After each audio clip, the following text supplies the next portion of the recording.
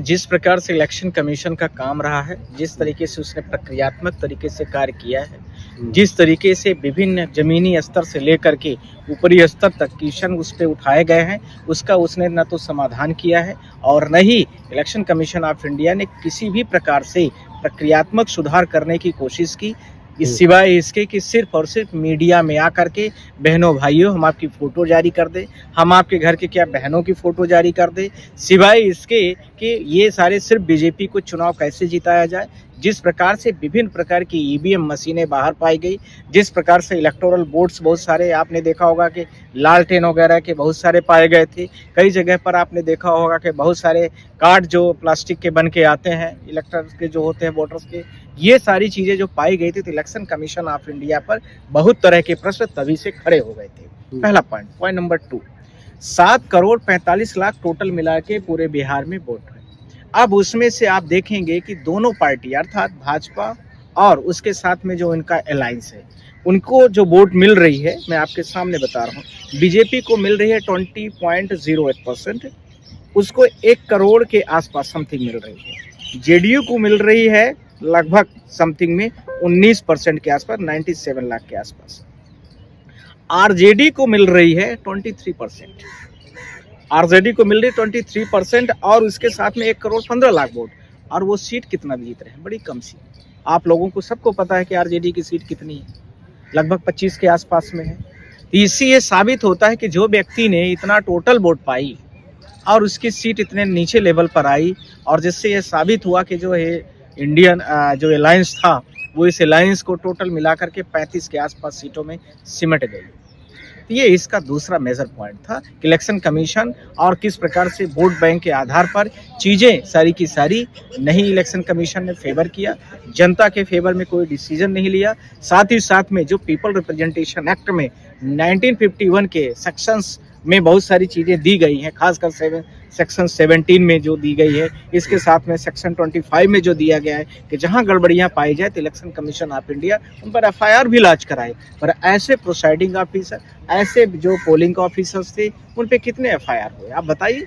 जैसे जिस प्रकार की पर्चियां बाहर पाई गई, जिस प्रकार से ईवीएम मशीनें बहुत सारी गड़बड़ी पाई गई, जिस प्रकार से ट्रकों में लद लद के बहुत सारे मशीनों का वीडियो हमने भी देखा है पाए गए, तो उन पर इलेक्शन कमीशन ऑफ इंडिया ने कैसे ये सारी चीज़ों को एक्शन बिना लिए ही सबको छोड़ दिया? आप सारे लोग बताइए। जनता ने नकार दिया है तो इलेक्शन कमीशन पर ठिकरा फोड़ रहे हैं।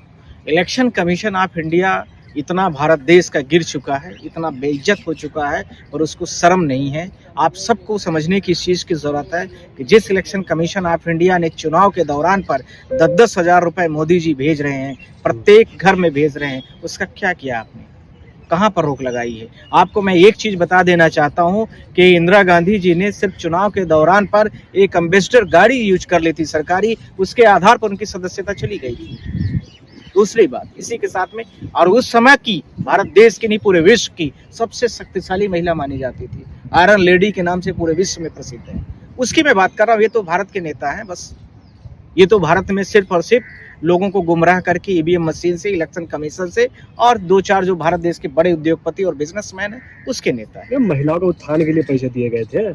महिलाओं का उत्थान यदि यही से होता हो तो मैं ये पूछना चाहता हूं कि उत्थान की भारत देश के सुप्रीम कोर्ट में और भारत देश की कॉन्स्टिट्यूशन में और भारत देश की विभिन्न प्रकार की जो सामाजिक स्वायत्त व्यवस्थाएं चल रही हैं, जो विभिन्न प्रकार के रोजगार के सृजन की बातें होती हैं, जो जनता को बहुत तरह के रोजगार मिलने चाहिए, उसको लेकर के मेल और फीमेल कैंडिडेट्स के फॉर्म भरे जाते हैं, उसकी फिर कोई ज़रूरत ही नहीं है। आप उन सबको क्लोज कर दीजिए और सरकार 10,000 रुपये आपको सरेआम तरीके से चुनाव के दौरान पर, जो कि इनवैलिड है, जो कि गैर कानूनी है, जो कि गैर संवैधानिक है, यदि वो ऐसा मिलके आप उनको वोट देना चाहते हैं तो भारत देश को और बिहार राज्य को ऐसी जीत मुबारक हो। 10,000 को लेकर के आपने 5 साल के बच्चों का भविष्य खत्म कर दिया। जो बच्चे अभी इस समय पर मान लीजिए 30 साल के थे, वो अगले 5 साल बाद 35 साल के हो जाएंगे। सरकार के पास कोई सृजन नहीं है, सरकार के पास कोई रोजगार नहीं है, सरकार के पास कोई मापदंड नहीं है। आपने 15 साल 20 साल इस सरकार को दिया था, अब आपको ट्राई करना था कि आप दूसरे को भी मौका देते। तो आप उसमें चीजों और काम पे तो जनता ने वोट किया। आपने कितना रोजगार हुआ है और कितना काम हुआ है, काम की बात मुझे लगता है कि आप सारे लोगों ने देखा है कि आज पुल का उद्घाटन हुआ है और कल जो है तो टूटी हुई मिली है। आज रोड अभी रातों रात बन रही है और सुबह देखेंगे तो पूरा उखड़ी हुई मिली है। आप देखेंगे कि जनता के बहुत सारे हजारों करोड़ के फंडिंग आई है और वहां पर नाम मात्र की कैंची काट करके, फीता काट करके वहां पर सिर्फ फूल माला चढ़ा के चले गए। आज तक कोई माल्यार्पण उसका काम का प्रोसेस नहीं देते। क्वालिटी लेवल में जो बात कही जाएगी वो शून्य दिखी है, बहुत निचले स्तर पर आई है। पर रोजगार की बात कहूँ तो पटना के बिहार की जनता, आप भी तो बिहार से ही हैं, आप लोगों को भी तो पता है कि कितना रोजगार मिला है। नहीं तो यहाँ यूट्यूब क्यों चलाते, या बहुत सारे न्यूज चैनलों में क्यों काम करते, सरकारी नौकरी में जाते। बड़ी सिंपल सी बात कर रहा हूँ।